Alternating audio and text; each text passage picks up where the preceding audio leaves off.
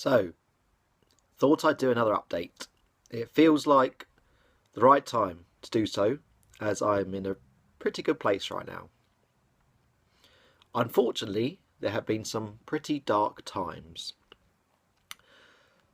Seems like that's all part of the withdrawal process, though, but it's important for you to know what you or your relatives are up against with potential med reductions. So 10 months now on the lower dose, and it's been a constant state of flux. And that's largely due to the meds, but there's also other factors. I had a good run where I had bundles of energy. I felt really crisp and clear in my thinking. I was getting up first thing in the morning every day and being on the go all day. So that was good, but now it's eased off. I'm feeling much more dulled in my thinking. So perhaps my brain's adjusted. I don't know. Good thing is I'm still able to do more than before the reduction.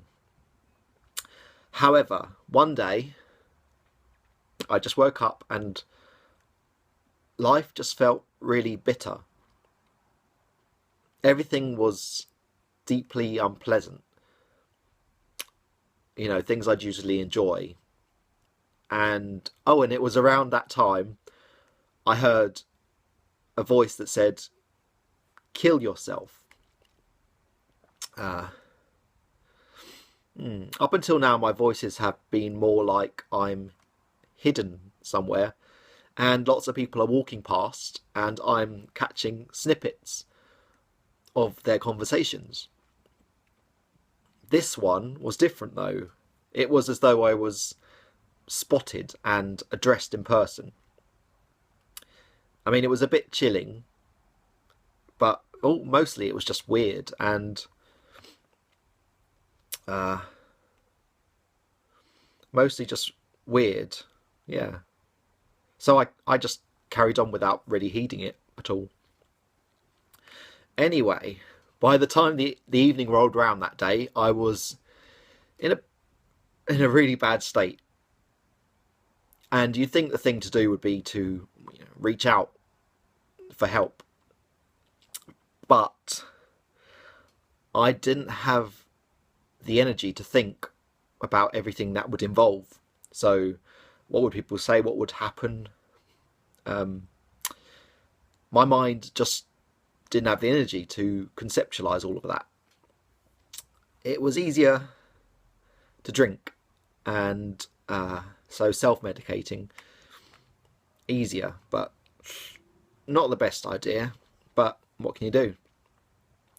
I got into such a state that night that suicide became a viable option. I needed a way to put a stop to the torment I was experiencing. So that seemed like a way of doing that.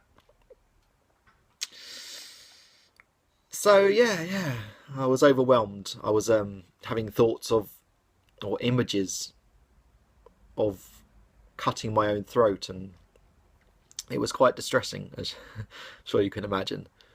But I got through it.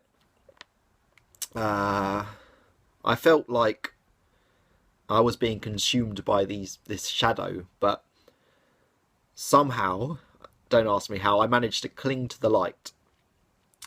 Writing helped. I wrote down my thinking and what the voices said.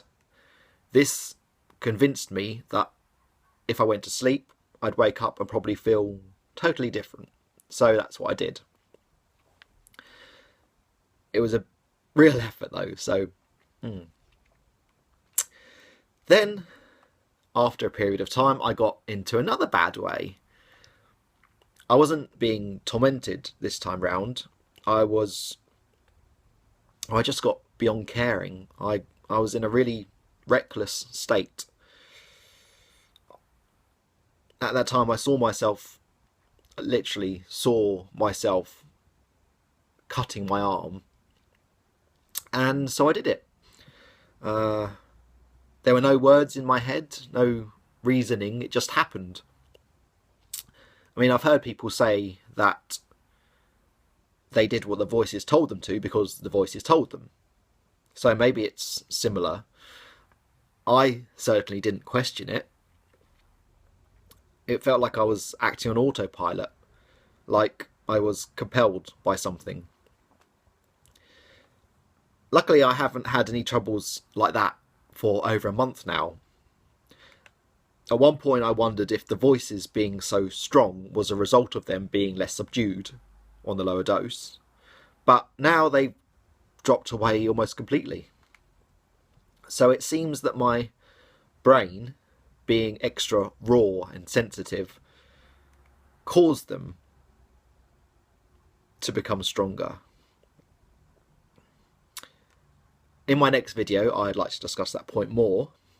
And I'd like to make a video about autism, as that's ventured onto my radar of late. And maybe talk about struggling with emotions in that video also. Anyway, thanks for watching.